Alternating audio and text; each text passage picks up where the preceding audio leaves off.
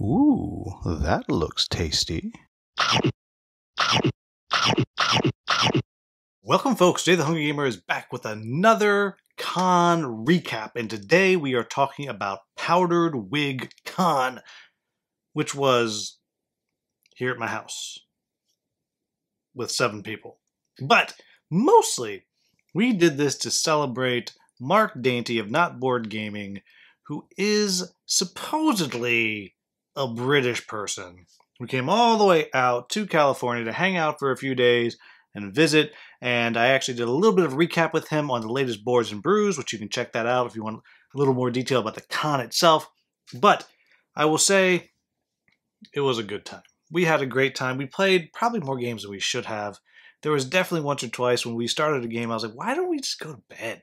But nope, we stayed up, we played, and that's pretty much all we did. We had a couple prototypes, or I guess one prototype that we played as Critter Kitchen from Cardboard Alchemy came up with Peter Vaughn, and it was a great time. The food was great. The company was great. The drinks were great. And that's because we had full control over that because it was at my house. And as I've said before when I've covered DonCon, I love these small game days on steroids that we've been doing lately, and then we dub them a con to kind of make it more of an event. And it's just so much fun, and I love it. I love it as much as the big cons. But mostly, I'm here to go through the 18 different games that we played, and I'm ranking them. And I'm happy to say that, as has happened at most of these I've done, none of the games that I played are ones that I was like, that was not fun. And these are solely ranked in order of which one I felt was the most fun, down to, we had a good time, but they have to be ranked somehow, and this is how they wound up being ranked. So, starting with number 18. Number 18 is Stuff of Legend. And this is a game that was given to me at Origins, and it's has a little bit of a Battlestar Galactica kind of vibe. Someone is a traitor, they're kind of messing you over, and you just don't know who it is as you're going through. And I actually think this is a pretty clever game, and one that I really want to play again. The reason it landed at number 8 is that some of the people who were playing, it just wasn't their bag. They just weren't digging the vibe of the game. And we made a crucial mistake with how we were doing the scouting action. It's not that we didn't understand it. We just didn't think it through and understand what we could be doing with it. Because we didn't understand that, we weren't even close to being able to win the game. So Stuff of Legend comes in at number 18, though I am definitely looking forward to playing it again. Number 17 on the list is Libertalia Winds of Galecrest. And this is one that was introduced to me by Ben Maddox at RageCon. And now it was the old version, and I enjoyed it. I actually think that the new version is every bit as good as the old version, and possibly even better. And it has like animals and stuff, which I love animals, but maybe you don't dig that. But we had a good time with that too. And the only reason it's at 17 is because, well, something had to be at 17. I would play this game again, and I'm looking forward to doing so. Number 16 is a grail game for a lot of people, and that is called Dogs of War. It's a come-on game, and I think the designer Palamori is kind of shopping it for someone else to kind of pick up. And this is a very cool game. It has a little bit of a War of Whispers vibe, or I guess War of Whispers has a Dogs of War vibe. And I actually really enjoyed this game quite a bit. The thing that puts it down towards the bottom of the list is we played it at 3 players, and I think if we played at 4 or 5, it would have been significantly more interesting. I think that's a game that's going to shine at more players, but we did have a good time with it, and I did enjoy it. Number 15 is a game called Shadow Hunters, which is a very good, easy to play, easy to table, large player count game. Apparently that is also a grail game for a lot of people because you can't get it for like less than $400. And it was fun. It was enjoyable. It's not my favorite game because it's very social deduction-y and it's pretty light, but fun time. Enjoyed Shadow Hunters. Number 14 is a game that I bought, and I actually have a review video coming up relatively soon. That's called Monster Pit. And this is a crisis management style game with some very interesting art. I both love it and don't love it at the same time. It's not like 8-bit art because it looks better, it's smooth, but it's very 8-bit art without being 8-bit art. I don't know how to describe it other than that. But this is a game, a crisis management game, where you're kind of moving around the city, taking actions, a little bit of a worker placement thing, where you're trying to kill this monster that's outside of the city with your hero, and you're getting heroes to come fight with you. And I enjoyed this game. I really enjoyed this game, and it was fun playing it at 2 players. And I've also played it solo, and I think it definitely will shine at actually 2 or 3 players the most. But definitely, it's a neat game. I enjoyed it. Right now, I'm glad that I bought it. Which makes number 13. That's Long Shots, the dice game. And we played this the very first night. We played it while we're having some frozen margaritas. If you're looking for a fast, easy roll and write game, this one is hard to beat. It was definitely a good time. Definitely enjoyed my time with it. Number 12 on the list is one that I have played a lot over the years, and that is Lions of Lydia. And I really like this game. I really enjoy this game. I would play this over Splendor any day of the week. Now, I'm not saying that Splendor is the best game in the world, but of that weight of game, I would always pick Lions of Lydia. I really do enjoy it. And the reason it falls all the way down to 12 is one of the people that we played with, they just weren't vibing with it at all. And if you know me, you know that when one person's not having a good time, I always feel bad. And so it kind of brings down the fun level a little bit. Number 11 on the list is a game called First Rat. And this is a entry-level worker placement game. Yeah, kind of worker placement game, and a little bit of a race where you're trying to build rockets to send your rats from the junkyard to the moon, because the moon's clearly made of cheese. It's a very charming little game, and it's fun. I like it. I've gotten my butt kicked every time, but I really enjoy it. And we played a 3-player game of it, and all of us had a very good time. We're very pleasantly pleased with it. Number 10 on the list is Critter Kitchen. And the fact that Critter Kitchen only comes at number 10 goes to say how much fun we had over the weekend, because I like Critter Kitchen. I think possibly that this is a better game than Flamecraft is from the same company, so I'm comparing them. Though I do like the dragons a little bit more than the critters, but it's just because I love dragons so much. But I think gameplay-wise, this one might be a better game.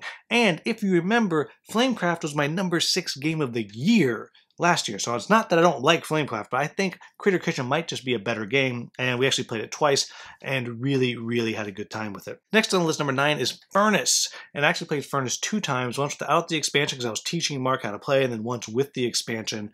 And boy, the expansion is really good. It really takes a game that's fun and interesting and just makes it that much better. I will never play without the expansion again. Really, really dug the expansion from Furnace. And I'm actually really looking forward to playing it solo to kind of try that out. Number 8 on the list is Tapestry. Now, Tapestry is a game that I have slowly grown over the years. I've gone from being very much not on board with it when I played it solo, to over time starting to appreciate it because some other people I knew liked it, to now I actually enjoy the game. And I actually almost always have a game of it going on Board Game Arena. This is a game that suffers from not really working thematically, but mechanically, it just crushes it. I really enjoy playing Tapestry, and this was an interesting game because we played 5 players, which is not, to me, the best way. I think 3 is the best way to play Tapestry, but with 5 players, it was a long game, and Peter Vaughn had one of the greatest final turns I've ever seen. It took like half an hour for him to take his final turn, but he scored close to 100 points, came back and beat me by 1 or 3 points, something like that. So Tapestry is a game that I will always look forward to playing. Number 7 is Mouse, Cheese, Cat, Cucumber. This is a game that regularly shows up on my most played list of the year. It's just a fun game, and it's one that's so fast and easy, and I got to introduce Mark to it, and I just really enjoy that game. It's just a delightful little game. Number 6 is Pew Pew Bookie Book, or Wizards of the Grimoire. This has become one of my go-to 2-player games. It's just really good, y'all. It's just really good. Now, it's not super deep, but it's really good, y'all. Number 5 on the list is Asking for Troubles, and I finally got to play a 7-player game, and it was just as good as a 5-player game, just like I said it would be. It was just delightful. This is such a delightful, fast, tongue-in-cheek, orange, silly game. Euro, I just can't fault it for anything. It's just such a fun game, and I can't think of any other game that I want to play at 5 or more players. It's just that much fun, and I'm really looking forward to really diving more into what the expansions do. I've only played with the expansions a few times because I'm always introducing new people to it, so we just haven't gotten there. But such a fun game, Asking for Troubles. Number 4 on the list is Frostpunk. I have been avoiding playing Frostpunk just because I was intimidated by it. And Mark Dainty loves it. He said, nope, we're going to play this game. And we set it up, and it took us a while. We played it late into the evening one night and finished it in the morning. It's a really good game, y'all. It's a really good game. And this is one that I didn't back it because I just wasn't sold. I was like, I don't know that I need this. And I was wrong. This is a fun crisis management game. And as soon as I have a couple things I'm recording right now, but it's the next game that I'm setting up. I just told my wife tonight that I'm taking over the dining room table because it's too big for my table back here in my game room. That's how much I am enamored of Frostpunk right now, and I can't wait to get back to play it more. Number 3 on the list is right here, and that is Distilled. I had played Distilled once, and I just had a great time playing. We played it 2 times back-to-back, head-to-head, just me and Mark, and it's just a delightful, light game. It really is. It's I put it in the same weight as like Wingspan, and it just works. It really works well, and I'm so very happy that I got to play it. That I played it before, but I played it again, and I jumped back in and tried it because it's a good game. It's one that I wouldn't say anyone's sleeping on it because it keeps selling out at all the conventions, but this is a game that I think more people should check out. It's got some randomness. It's tighter than you think it's going to be, but I really enjoyed it. Number 2 on the list is Cosmic Frog, which also is not right here. It used to be right here. It's moved somewhere else right now. I don't know where it is. And I got to play it with the Find Muck expansion. I love Cosmic Frog, and I think everything about the expansion is good. Everything. There's one part of the expansion, the Mucklands, that we didn't really get to explore, but I think it was just the nature of how we were playing. It just didn't really happen. But what a fantastic high player count game. It's mean, it's nasty, it's random, though a little less random if you use all of the Find Muck components. And yeah, I love it. It's such a good game. The number 2 on my list. And the number 1 on my list is Dwellings of Eldervale. And this one it's a great game. Everyone knows it's a great game. Most people agree with me that it's a great game. And I got to play it twice. We played it once at 3-player, and I just waxed everybody. Then we played it again at 5-player, and I got last place or 4th out of 5, and had just as much fun both times. It's just a great game. The factions are just so different and so overpowered. It's fun every time you play. There's different things that you can do. Just a wonderful game. And that is the number 1 game for me for Powdered Wig Con. So there you have it, folks. That is the recap, the top 18 games. There was 2 more games that I actually didn't get to play because I was actually cleaning because it wasn't in my house, so I didn't get to play Lunar Rush. There was a 4-player game with that happened. I didn't get to play Dawn of Ulos. There was a 4 or 5-player game with that as well. But all in all, a great time, great fun, and I don't know when we'll get to do Powdered Wig Con 2 because it only works when someone's here from England, but I hope that we do sometime. So, there you have it, folks. That is our recap. As always, if you found this video useful, please like, subscribe, share, maybe become a channel member. As always, thank you so much for watching. Have a wonderful, wonderful day.